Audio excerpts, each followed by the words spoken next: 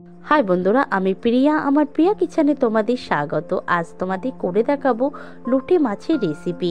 অনেকেই বলে লোটে মাছ করলে নাকি ভেঙে যায়, কিন্তু এই প্রসেসে তৈরি করবে একটাও মাছ ভেঙে যাবে না।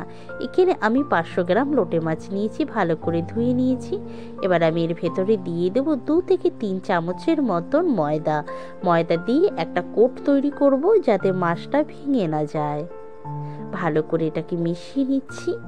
একটু দিয়ে দেব সামান্য একটু জল, যাতে আমাদের ময়দার যে কোটটা তৈরি করব সেটা যেন গায়ে একটু লেগে থাকে। দেখো, তোমাদের দেখিয়ে দিচ্ছি, বেশি মোটা না, জাস্ট একটু গায়ে লেগে থাকার মতন।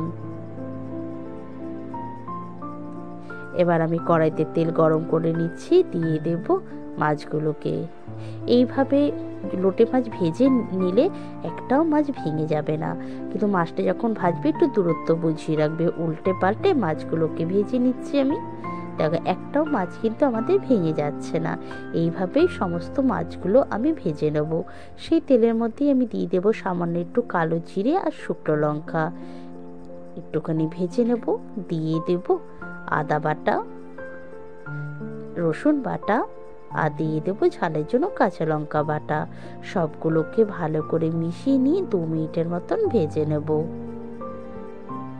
যখন দেখবো মশলা থেকে কাঁচা গন্ধটা বেরিয়ে গেছে, এবার আমি দিয়ে দেবো কিছু বেসিক মশলা, যার মধ্যে আছে নুন, হলুদ, কাশ্মীর লঙ্কা গুঁড়ো, জিরের গুঁড়ো, ধনের গুঁড়ো, আর টেস্টে ব্যালেন্স আনার জন্য সামান্য একটু মিষ্টি। তোমরা পছন্দ না করলে এটা স্কিপও করতে পারো।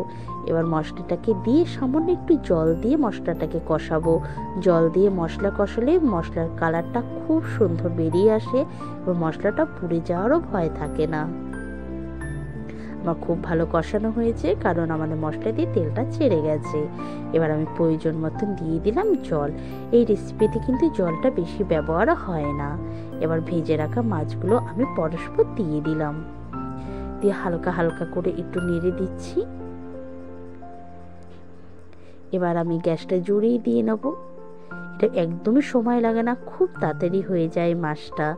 একটু ফুটে উঠলে দিয়ে দেব গরম মশলা, আর ওপর থেকে দিয়ে দেবো ধনেপাতা কুচি। আমরা কিন্তু এই মাছটা আর নাড়বো না, আমাদের অলমোস্ট রেডি হয়ে গেছে। খুব তাড়াতাড়ি হয়ে যায় রেসিপিটা, অসাধারণ খেতে লাগে।